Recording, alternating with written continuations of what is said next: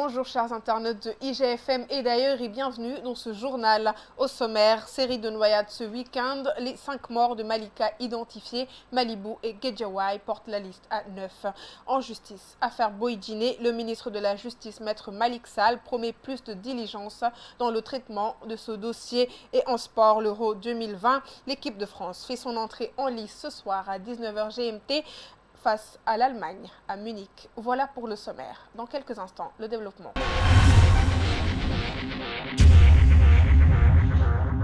L'identité de 5 des individus qui ont perdu la vie noyés à Malika en fin d'après-midi ce dimanche commence à être divulguée. Il s'agit d'Abdoulaye Diagne, de Mounirou Niang, né en 2005, élève domicilié à Keur-Massar, de Pape Diallo Sarr, 14 ans, domicilié à Malika, de Pape Diop, 20 ans, receveur de bus Tata, domicilié à Keur-Massar, et de Sidi Wilane, 22 ans, domicilié à Malika. Dernier bilan de la Brigade nationale des sapeurs-pompiers, 9 décès. Les rescapés, qui sont au nombre de 4, ont regagné leur domicile après une prise en charge médicale au centre de santé de Keur-Massar.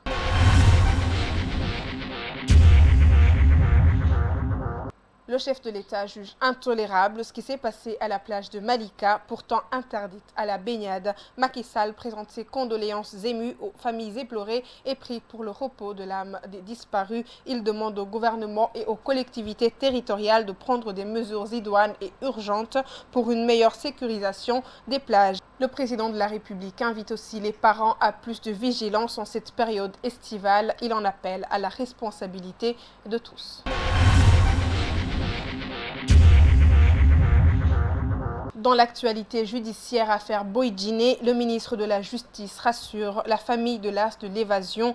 Selon maître Malick Sall, tout sera fait pour qu'il soit jugé au plus vite et il devrait bientôt rejoindre sa famille. Il s'exprimait au micro de nos confrères de Dakaractu en marge de la tournée économique du chef de l'État dans le Fouta.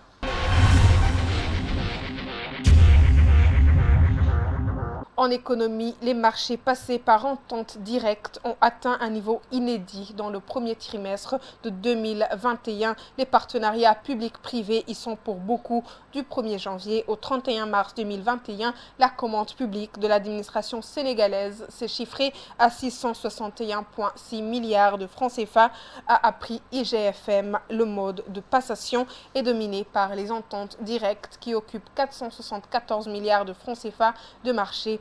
Le plus gros marché passé par entente directe reste le contrat clé en main de l'autoroute Mbour-Kaolack, alloué à China Road and Bridge pour 370 milliards de francs CFA.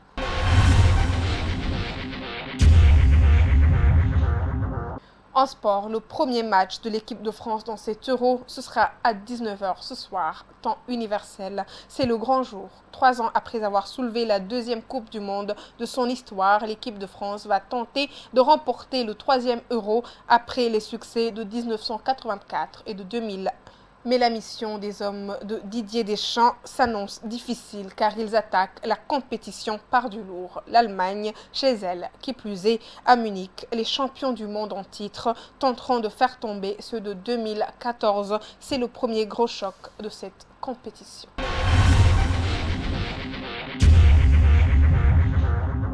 Terminons ce journal en faisant le point du jour de la pandémie Covid-19 au Sénégal. Le ministère de la Santé et de l'Action sociale a annoncé ce mardi 15 juin 2021 que le Sénégal a enregistré 27 nouveaux cas de contamination, dont 20 issus de la transmission communautaire et 7 cas contacts. Un décès a été enregistré ce lundi 14 juin. 46 patients sont testés négatifs et déclarés guéris. 8 cas graves sont également pris en charge par les services de réanimation de l'hôpital Fann et de l'hôpital principal de Dakar. À ce jour, le Sénégal a enregistré 42 050 cas positifs à la Covid-19, dont 40 637 guéris, 1156 décès, 256 personnes sont encore sous traitement. Merci chers internautes d'avoir suivi ce journal. On se retrouve demain sur le même site, à la même heure.